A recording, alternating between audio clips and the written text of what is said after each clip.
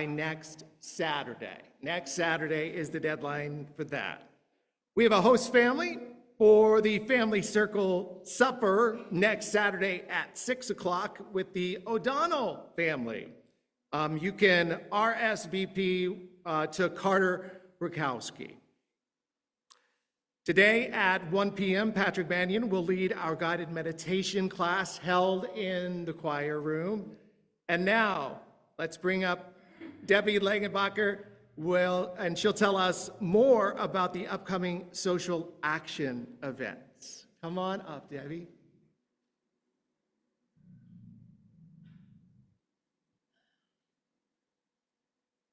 Hello, thank you, everybody. Social action is going to be really busy this month, and I have a couple of events that I'd like to share with you. The first, as you can see on the screen, is our disability rights panel following the service to support folks with disabilities who were victims of the Eaton Canyon fire.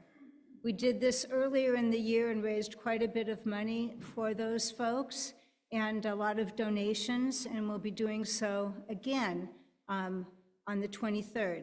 I have a clipboard to pass around as well because I'm needing volunteers to help out with the luncheon. And I know there's lots and lots of good cooks in the congregation who hopefully will be willing and able to assist.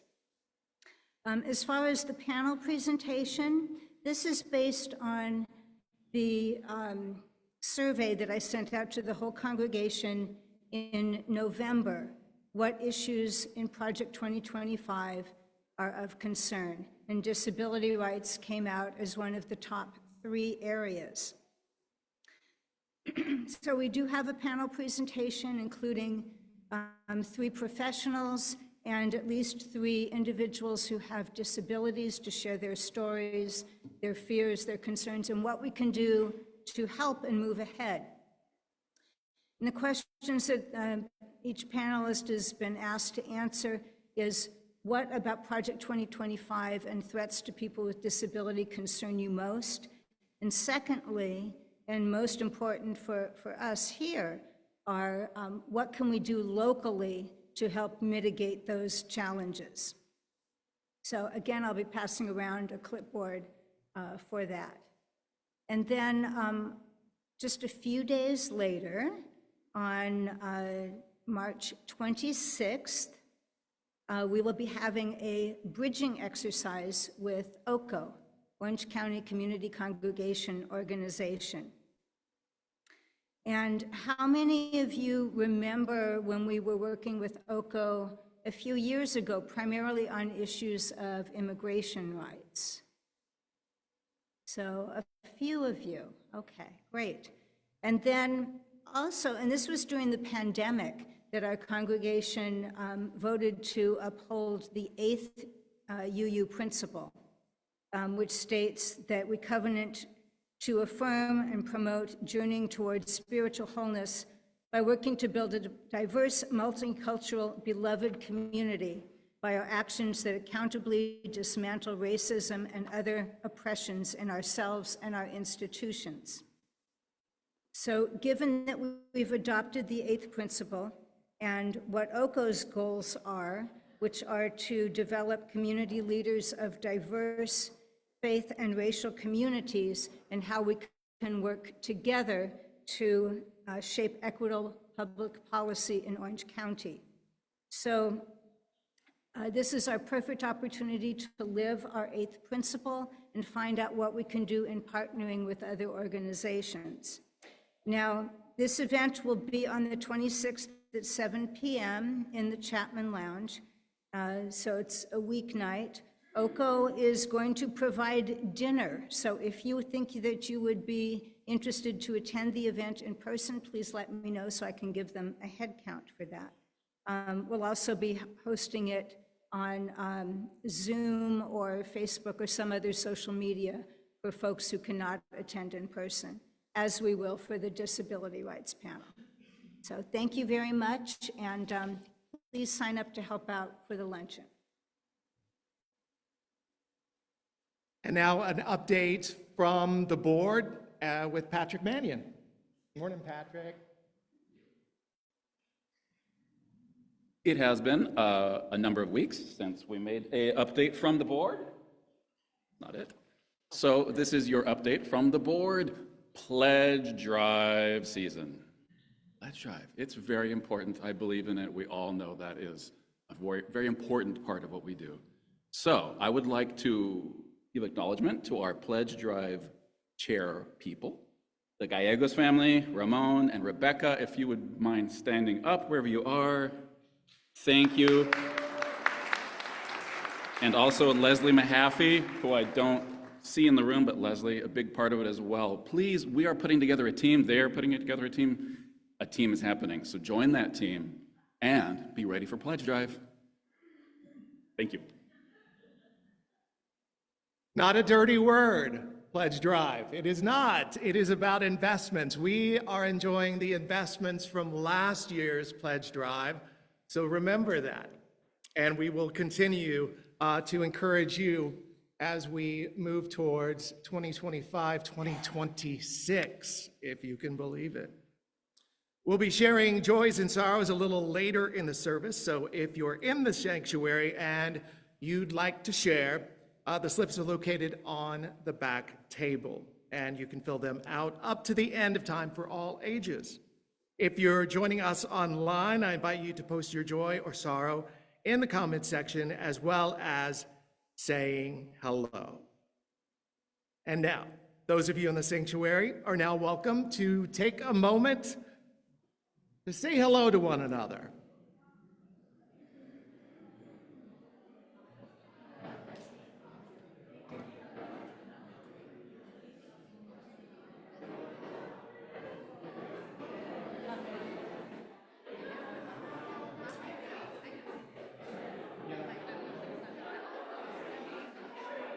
Yes, I'll leave this up here.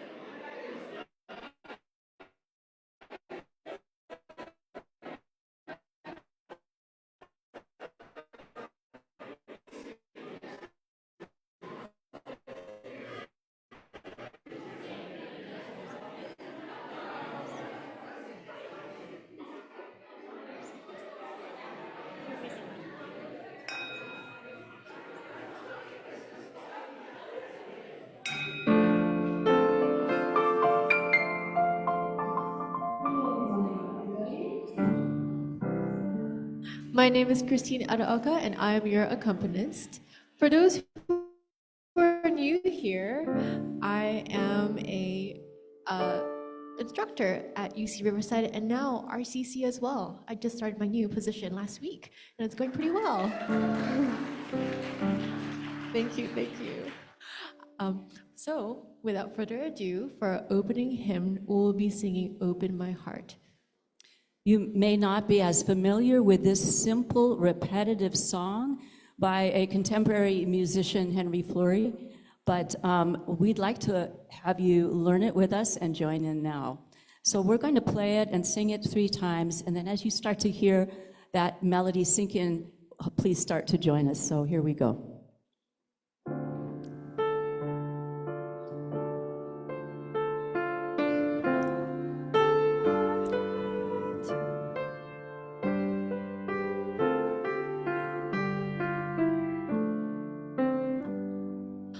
Open my heart to all that I seek. Let me be part of the love you give.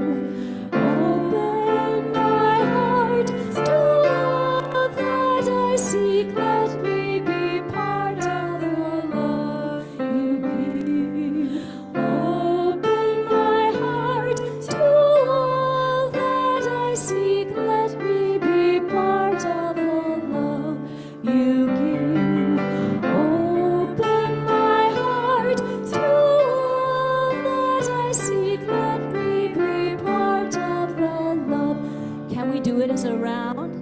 Open my heart to all that I seek. Open my heart to all that I seek. Let me be part of the love you give. Let me be my heart to all that I seek. Let me be part of the love you give. Open my heart to all that I seek. Let me be part of the last time. Let me be part of the all that is. Let me be part of the love you give.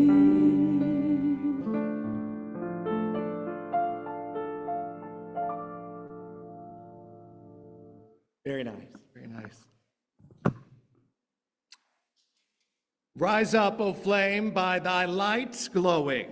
Show to us beauty, vision, and joy. O flaming chalice, symbol of a free faith, burn with the holy oil of helpfulness and service. Spread warmth and light and hope. Warm hearts grown cold with indifference, light dark places with justice. Rekindle hope in despair. May we bring fuel for thy fire of love. May the oil of loving kindness flow from us to thy leaping flame. May hands of service shelter thee, that no winds of hate may extinguish thy brightness. May thy light and warmth be eternal. May we be keepers of thy flame.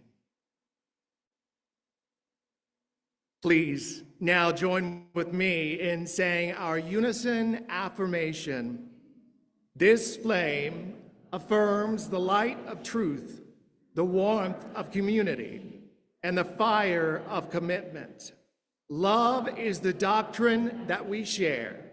The quest for truth is our sacrament, and service is our prayer. To dwell together in peace, to seek knowledge in freedom, to serve human need, thus do we covenant with one another.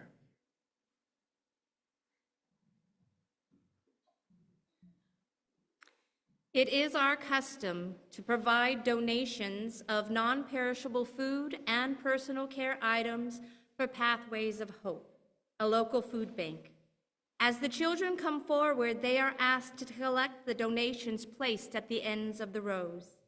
And now, the children are invited to come forward for a time for all ages.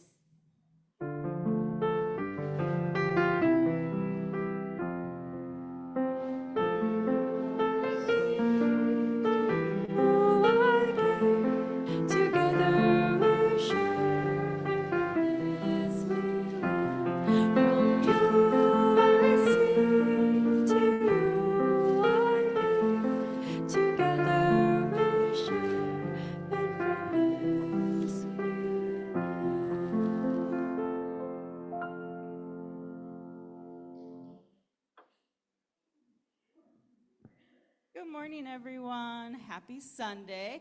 Yesterday, we celebrated International Women's Day.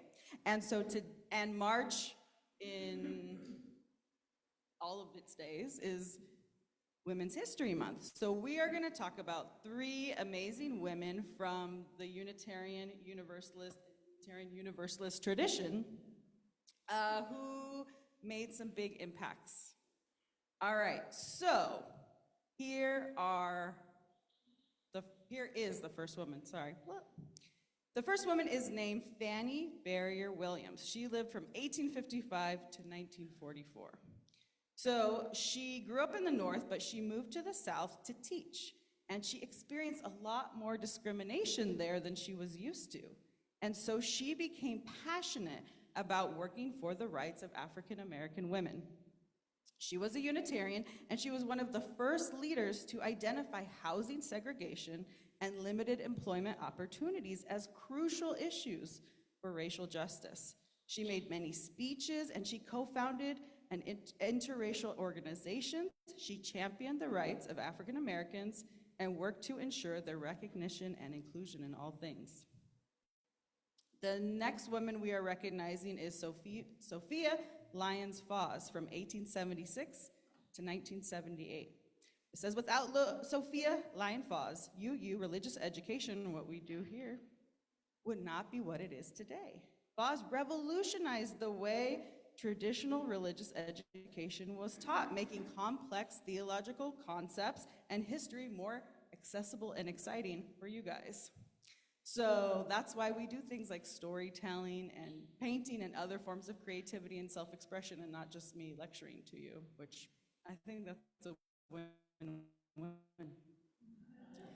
Foss wrote 40 books, that's a lot of books, and served as editor of children's materials for the American Unitarian Association. She lived to the age of 102. So that's how she had time to write 40 books, okay? She had a lot of time. And she never ceased in her quest for knowledge and innovation. Finally, we recognize the work of Margaret Moseley. She lived from 1901 to 1997, so after I was born, okay? Margaret Moseley was denied entrance, that means they would not let her in, to every nursing program in Boston because of her race. So instead, she's like, well, I can continue my work by becoming a civil rights activist. She founded a consumer cooperative and served on the board of the Civil Liberties Union of Massachusetts. It's a big fancy way of saying she wanted to make sure all people, regardless of their race, skin color, background, could access services and have rights in their communities. And she was a founding member of Freedom House, a leader of the anti-McCarthyism movement in the 1950s. She also helped form let's see if I can say this right, NAACP chapters throughout Cape Cod, Massachusetts.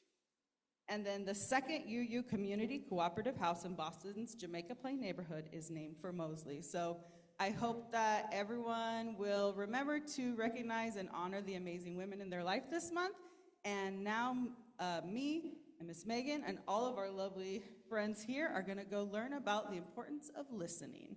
So have fun in your service, and we will in ours too. Have a great day. Go with wisdom, go with wonder, go to greet a brand new day. Learn to see the light within you as we send you on your way. Go with wisdom, go with wonder, go to greet a brand new day. Learn to see the light within you as we send you on your way.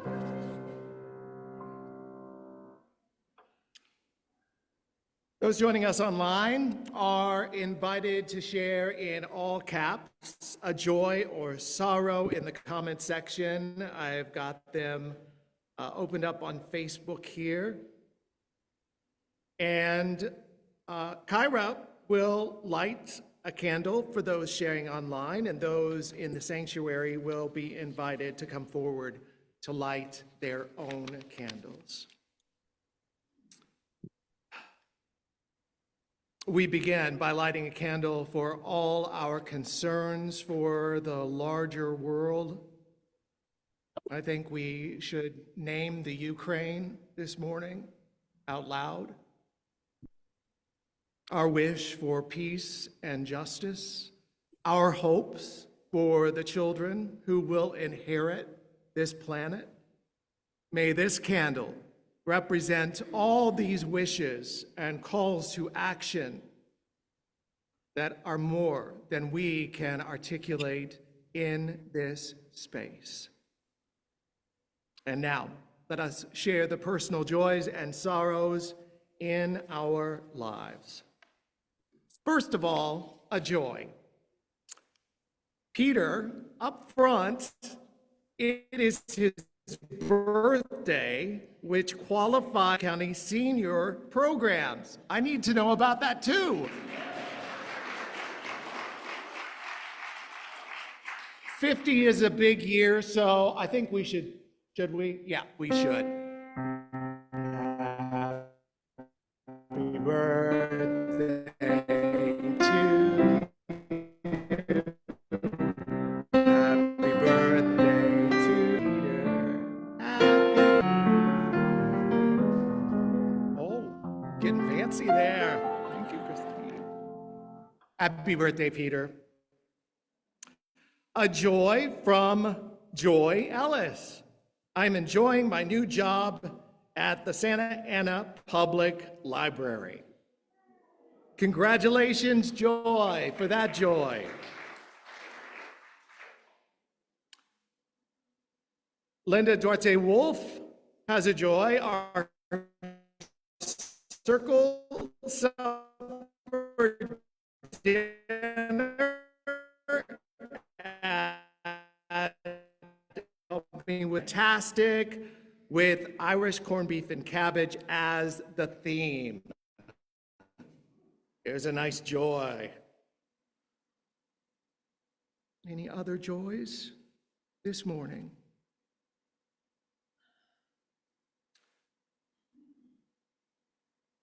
We now light one more candle for all those joys, concerns, and sorrows that remain unexpressed but are still held close to our hearts.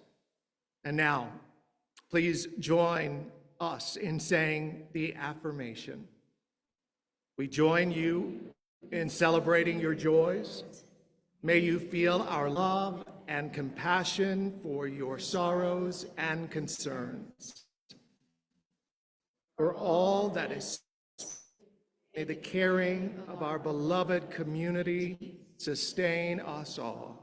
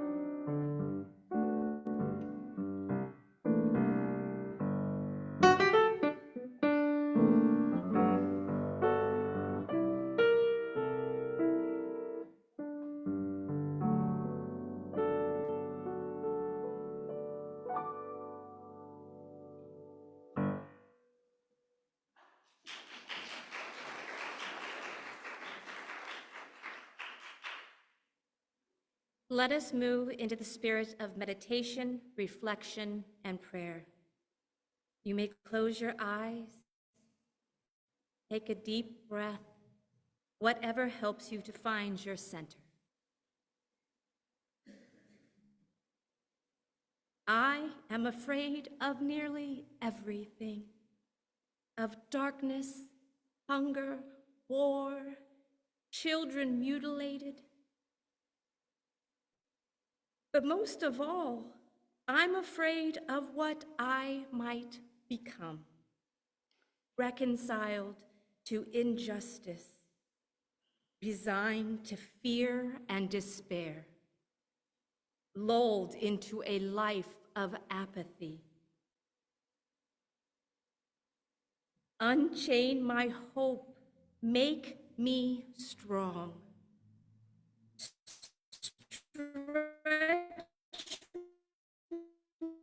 me towards the impossible, that I may work for the hungry fed, suffering comforted, and peace accomplished.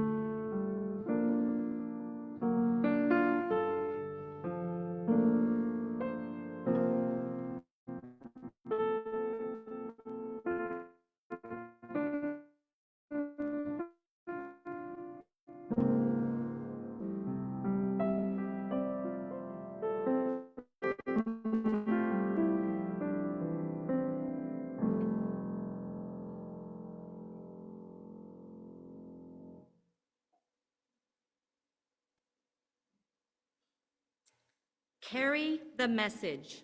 Stand up, speak out, by Representative John Lewis. I said to you tonight, I know you're finished and I'm coming in very late, that you must never give up. You must never give in. You must keep your faith and keep your eyes on the prize. Carry the message. Stand up, speak out. That's what you've been doing. Continue to do it and find a way to get in the way. There are too many people all over the world on this little planet, on this spaceship that we call Earth, are depending on you for food, shelter, education, and their minds. As Dr. King once said on one occasion, we must learn to live together as brothers and sisters, or we will perish as fools. If we can get it right, just in some place, Maybe it will serve as a model for the rest of humanity. And we can do it. I know we can do it. My first trip to Washington, D.C. was in 1961, 21 years old, had all my hair, a few pounds lighter, and the same year that President Barack Obama was born. There was something called a freedom ride. They said we couldn't do it. We can't bring those signs down, but we brought them down. You know, that only place that our children and their children will see those signs in America will be in a book or in a museum or on a video. So, when someone tells me that change is impossible and that they cannot bring that change, I say, come and walk in my shoes.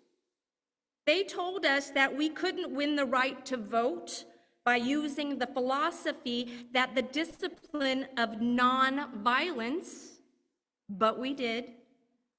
We had a president by the name of Lyndon Johnson come to the Congress and introduce the Voting Rights Act and close that unbelievable speech with the words of the anthem of the civil rights movement when he said, "And we shall overcome."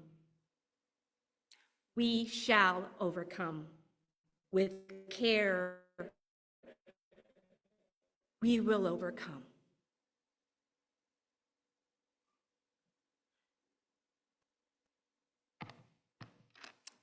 Rachel Maddow's book titled Prequel, An American Fight Against Fascism.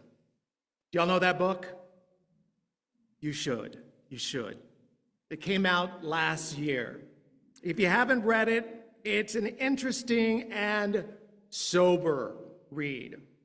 Rachel, I call her that because in my mind, we're best friends, takes us to Madison Square Garden in 1939, where thousands of anti-Semitists gathered at Madison Square Gardens in New York City. You may have seen pictures in black and white.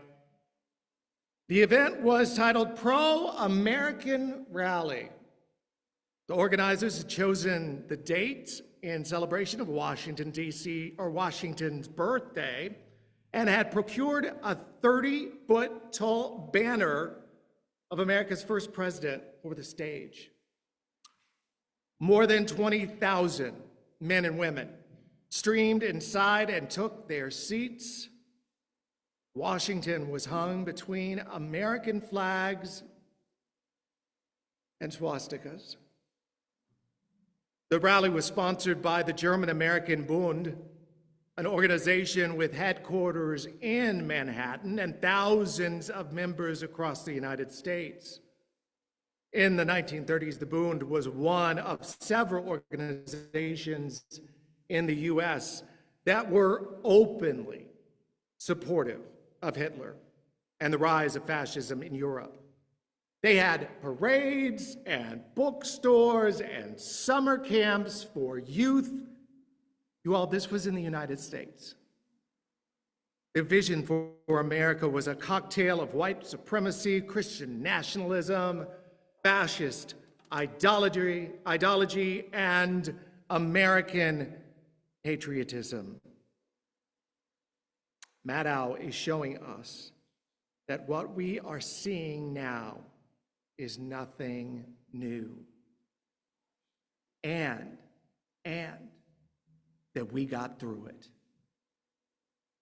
Because we didn't check out. We didn't check out then, and we're not going to check out now.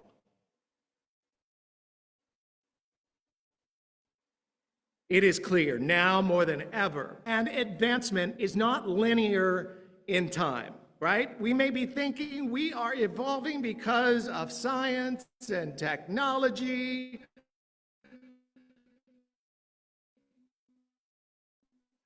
It's through our phones, but our collective consciousness and conscience are fragile. And so is our democracy. And we have a history that is complex and violent. I mean, let's go through it, right? The slaughtering of indigenous people, the enslavement and importing of enslaved peoples to advance our democracy, the killing of women in Salem, the assassinations of Dr. King, Robert Kennedy, and President Kennedy. We have been in some bad places.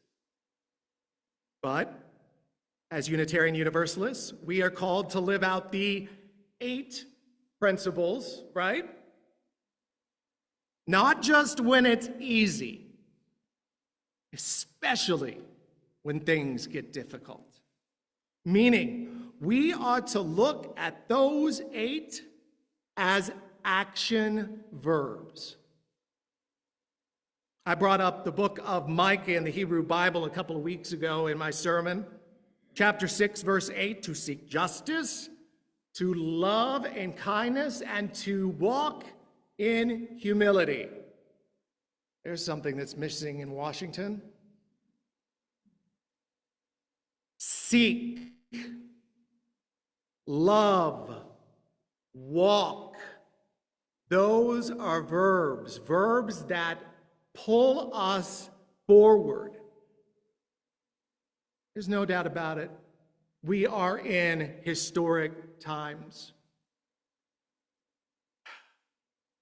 Some of us who are young, our great-grandchildren will be reading about what's happening right now, and more importantly, what we did about it.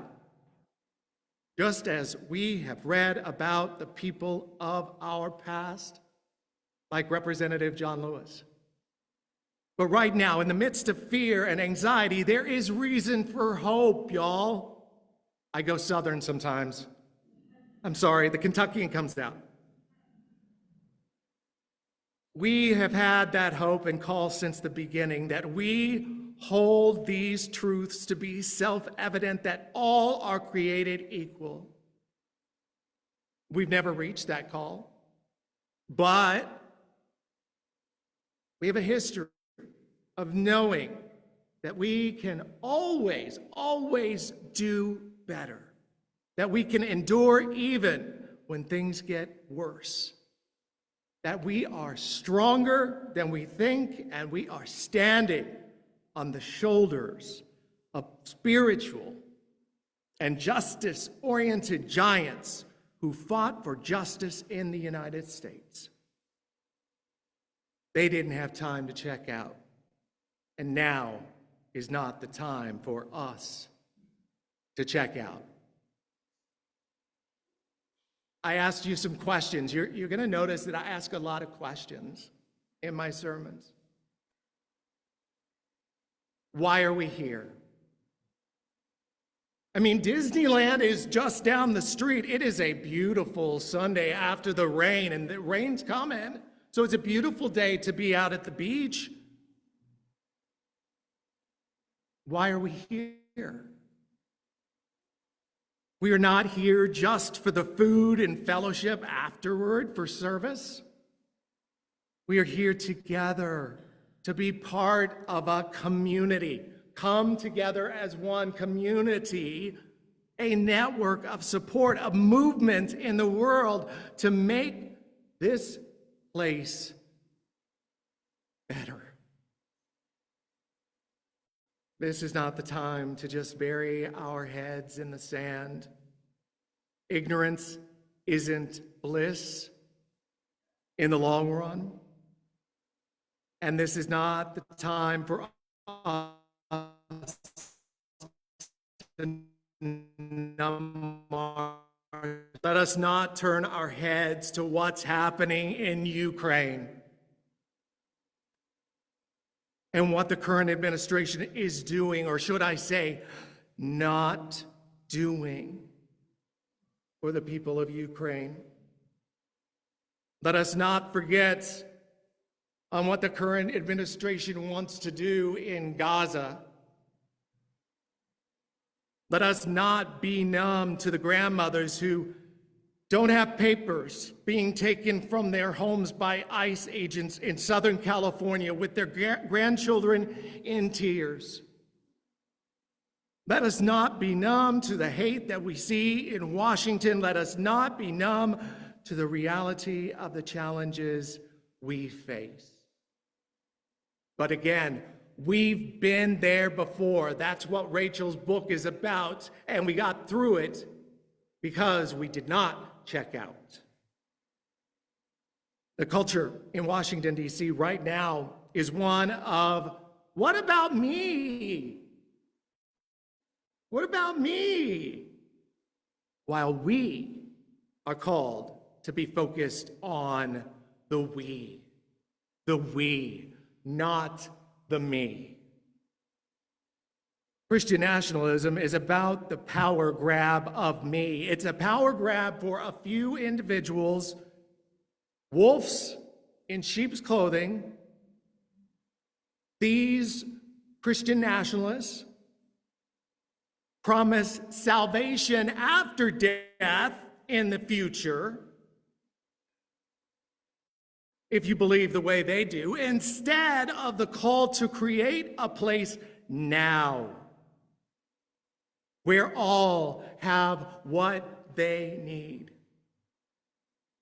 I don't know about you, but when I hear the word salvation, it can bring up all kinds of emotions, especially for those who have been damaged in certain churches.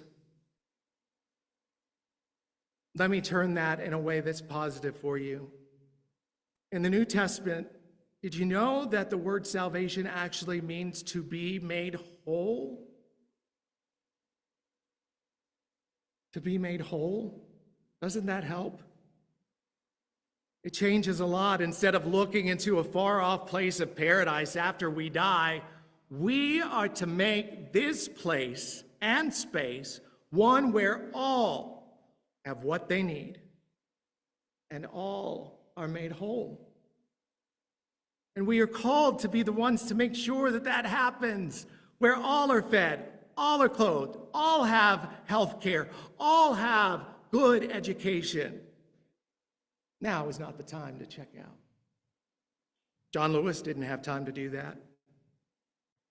The women in the suffrage movement, they didn't have time to check out. People fighting in the civil rights movement didn't have time to check out. Many have dedicated their lives,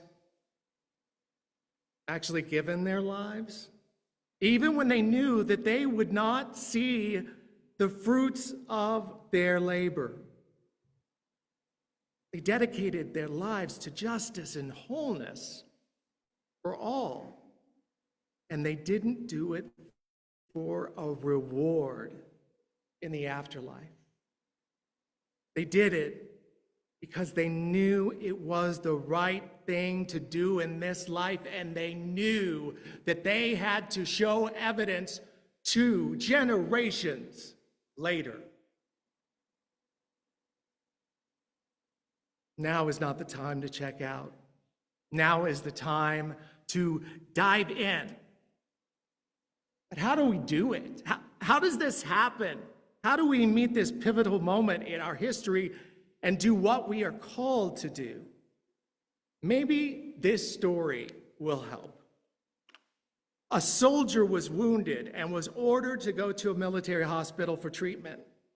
When he arrived, he found 2 doors. One was marked for the slightly wounded and the other for the seriously wounded. Well, he wasn't seriously wounded, so he entered through the first door and found himself going down a long hall. At the end, there were 2 more doors, one marked for officers, the other for non-officers. Well, since he wasn't an officer, he entered through the second door and found himself going down another long hall. At the end of it, 2 more doors, one marked for party members and the other for non-party members. Since he wasn't a party member, he took the second door and found himself out on the street. When he got home, his mother asked him, "How did you get along at the hospital?" He said, well, Mother, To tell you the truth, the people there didn't do anything for me, but you ought to see the tremendous organization they have.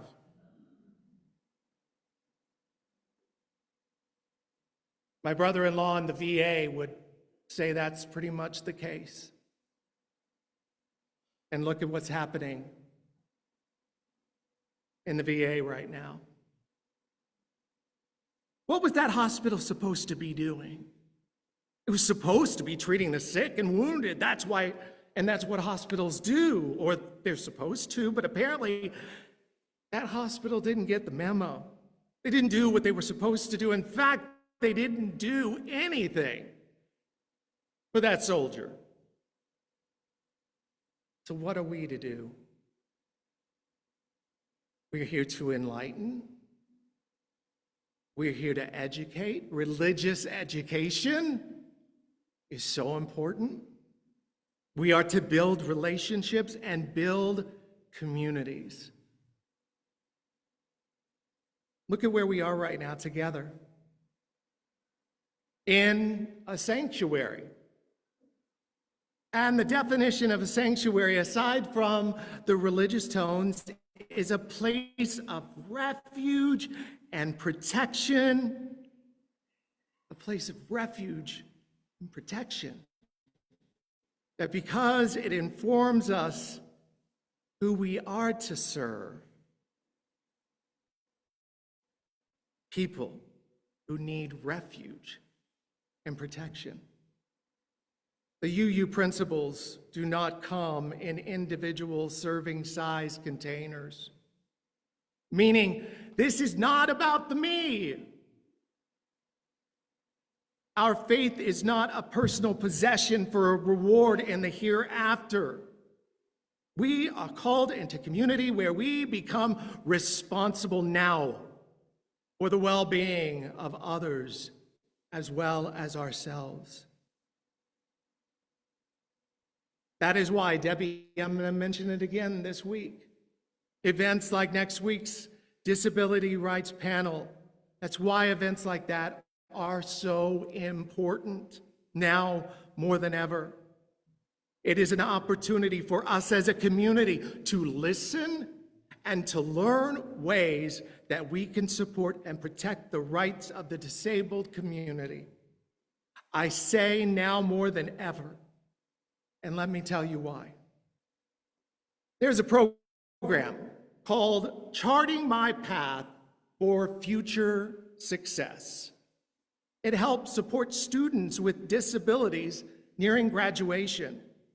It helps them live independently, find work, and continue their studies.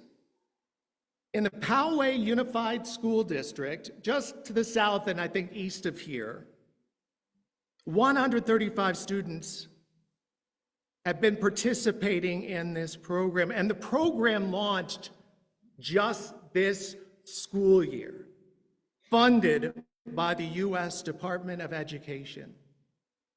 A 17-year-old Poway student named Logan in the program. He has autism, ADHD, and other medical needs. He just had attended the new classes and met with his mentor through the program. And for the first time, his mom said he was excited about career options in science and what he might study at college. His mom said, quote, he was starting to talk about what his path would look like. It was exciting to hear him get really excited about these opportunities. He needed that extra support to really reinforce that he could do this. Then the Trump administration pulled the plug. This part of Project 2025, this part of the elimination of DEI programs is significantly affecting people with disabilities. As DEI policies aim to create more inclusive environments by addressing systemic barriers and ensuring equal opportunities for people with disabilities. And now that program is gone. For such a time is this. Now, more than ever, we as a community of faith are met with this moment to come together after our sin, to put our faith in action.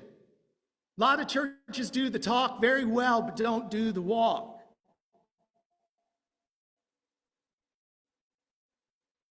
Metaphorically, what we can do to support and protect their rights. Now is not the time to check out. Now is the time to wake up and dive in. And Rachel Maddow said this: being part of the opposition can be dangerous, right? But it can also be fun. Think about the Me Too movement. Think about the relationships built there. It can be fun. I want to close by sharing the words of Michael Moore from his documentary called Sicko. Do you all remember that? It was 2006.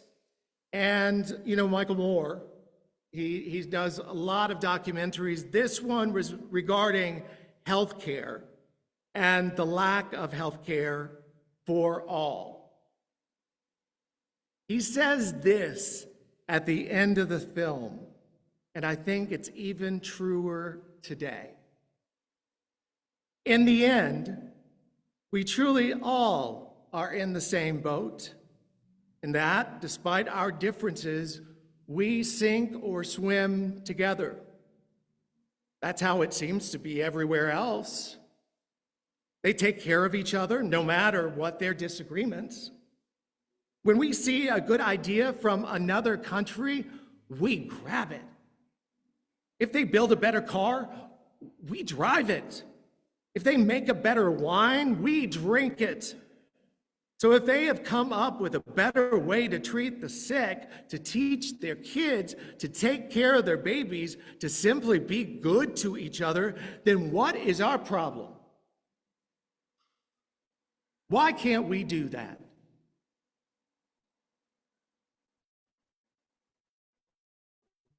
They live in a world of we, not me.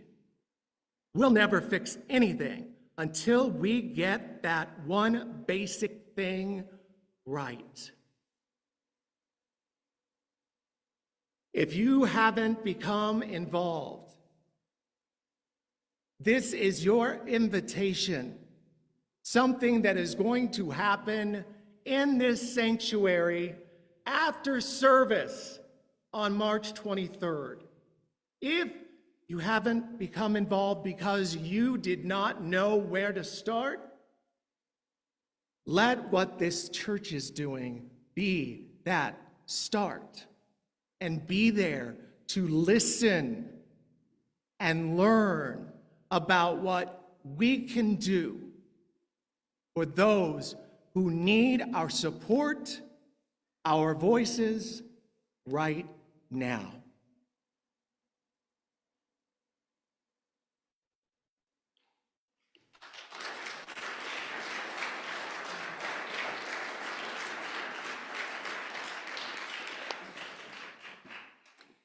Unitarian Universalism is a grand vision of a world filled with peace, justice, love, and joy. That vision depends upon each one of you by your financial commitment to help make the grand vision real and help this congregation and its maintenance and ministries grow. A basket is being brought around to you. You can see payment options on the screen. Whatever you are able to give is received with the utmost gratitude. We thank you for your commitment and your generosity.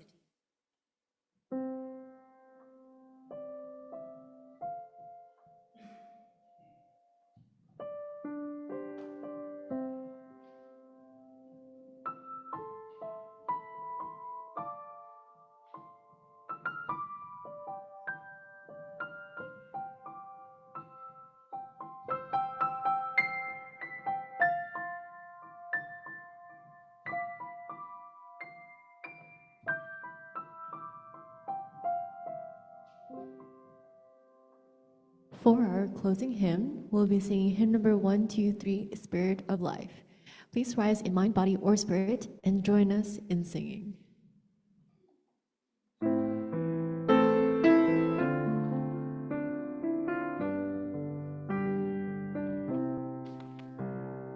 Spirit of life, come unto me. Sing in my heart, Holy Spirit of compassion, blow in the wind, sighs in the sea. Move in the hand, giving life the shape of justice. Move torn with ghost, wings set me free. Spirit of life, come to me, come to me. Spirit of life, come unto me. Sing in my heart all the stirrings of compassion. Blow in the wind, the waves in the sea. Move in the hand, giving life the shape of justice. Words hold me close, hold me close, set me free, set me. Spirit of life, come to me, come to me.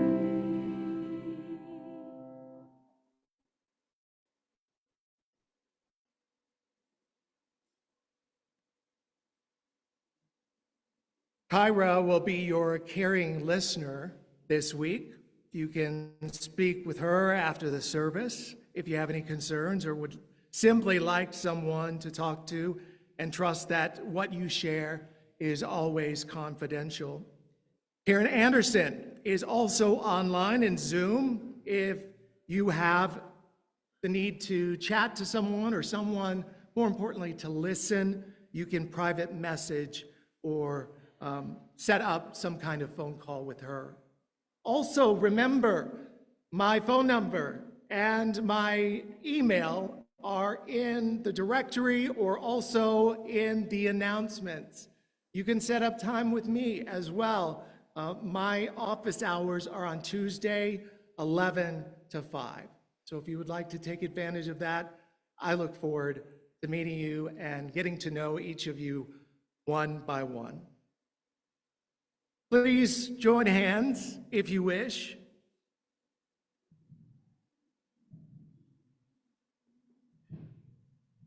We now extinguish this chalice, but not the light of truth, the warmth of community, or the fire of commitment. These we carry in our hearts wherever we may go. Amen. Shalom, salam, namaste, and blessed be. We now extinguish this chalice, but not the light of truth, the warmth of community. Oh, I already did this. I'm just so excited to be here. We need a fan up here, by the way, as well. She just said I'm glistening. Cordially Yours is in the back, and they will sing an Irish blessing for us. Lord, rise up to meet you. May the wind be always at your back. May the sun shine warm upon your face. The